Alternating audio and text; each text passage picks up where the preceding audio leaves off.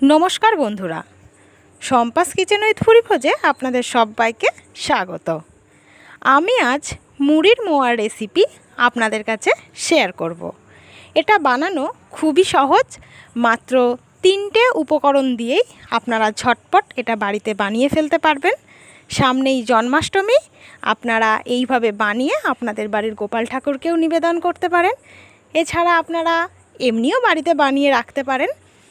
তবে এটা যখন বানিয়ে রাখবেন তখন একটা কোটোর মধ্যে রেখে দেবেন, যাতে কোনো হাওয়া বাতাস না লাগে, তাহলে মোয়াগুলো কিন্তু একই রকমেরই মুচমুচে থাকবে। এইভাবে বাড়িতে বানিয়ে রাখলে আপনাদের যখন মন চাইবে তখনই আপনারা খেতে পারেন। বাচ্চাদের এই ধরনের জিনিস বানিয়ে দিলে তারা খুবই খুশি হয়। তাহলে চলুন দেখে নেওয়া যাক কীভাবে আমি মুড়ির মোয়াটা বানাবো। আমি মোয়া বানানোর জন্য কড়াইয়ের মধ্যে দিয়ে দিচ্ছি আখের গুড়। মুড়ির মোয়া অবশ্যই কিন্তু আখের গুড়েই বানাবেন। আমি 150 গ্রাম আখের গুড় নিয়েছি। এর মধ্যে জল কিন্তু খুব অল্প পরিমাণে দেবেন। আমি গুড়টার মধ্যে হাফ কাপ জল অ্যাড করেছি। এবারে জলটার সঙ্গে গুড়টাকে ভালো করে একটু মিশিয়ে নিচ্ছি। এই সময় গ্যাসটা একটু হাই ফ্লেমে রাখবো। দেখুন গুড়টা বেশ সুন্দর জাল হচ্ছে। গুড়টা যখন জাল দেবেন তখন বারবার খুন্তি দিয়ে কিন্তু নাড়তে থাকবেন। এই অবস্থায় গ্যাসের ফ্লেমটা অবশ্যই লো করে দেবেন। এবার গ্যাসের ফ্লেমটা লো রেখেই গুড়টাকে ভালো করে জাল দিয়ে নিতে হবে। গুড়টা জাল দেওয়ার সময় খুব ভালো করে লক্ষ্য করতে হবে যাতে গুড়টা পুড়ে না যায় আর গুড়ের পাকটা যেন ভালো হয়। মুড়ির মোয়া বা নারকেল নাড়ু যখনই বানাবেন তখন কিন্তু এই গুড়ের পাকটা সঠিকভাবে দেখে নিতে হবে।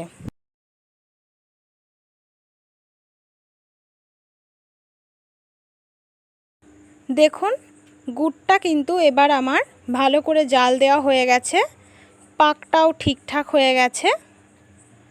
সেটা আমি আপনাদের দেখিয়ে দিচ্ছি।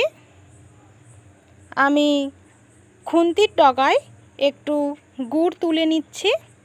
দেখুন আঠালো আঠালো একটা ভাব চলে এসেছে। এই দেখুন হাতে আমি গুড়টা নিয়েছি, কি সুন্দর একটা তারের মতো চলে আসছে। এবারে আমি এর মধ্যে মুড়ি অ্যাড করব।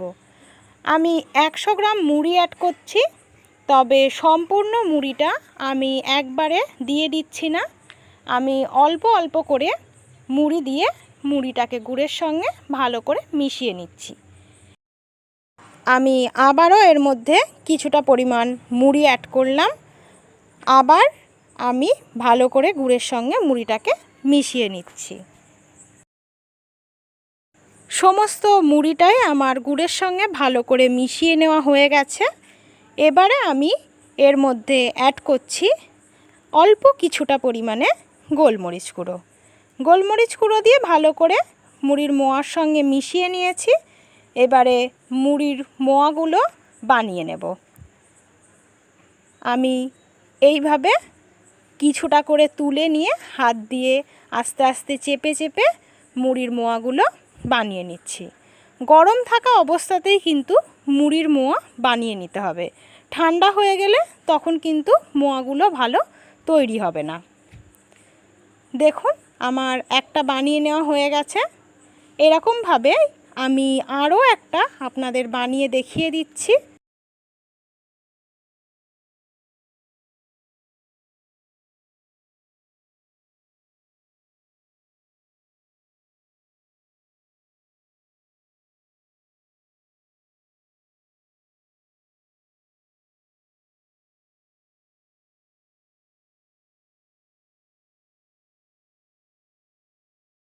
একইভাবে দেখুন দুটো মোয়া আমার বানানো হয়ে গেল। আপনারাও এইভাবে বাড়িতে মুড়ির মোয়া বানান আর অবশ্যই আমাকে কমেন্ট করে জানান কেমন হয়েছে। আমার ভিডিওটা যদি আপনাদের ভালো লেগে থাকে তাহলে লাইক করুন, কমেন্ট করুন, শেয়ার করুন। আর আমার সকল নতুন বন্ধুদেরকে বলছি যারা এখনও পর্যন্ত আমার চ্যানেলটা সাবস্ক্রাইব করেননি তারা প্লিজ আমার চ্যানেলটা একটু সাবস্ক্রাইব করে দেবেন। আমি প্রত্যেক দিন আরও নতুন নতুন রান্নার ভিডিও নিয়ে আপনাদের সামনে হাজির হব।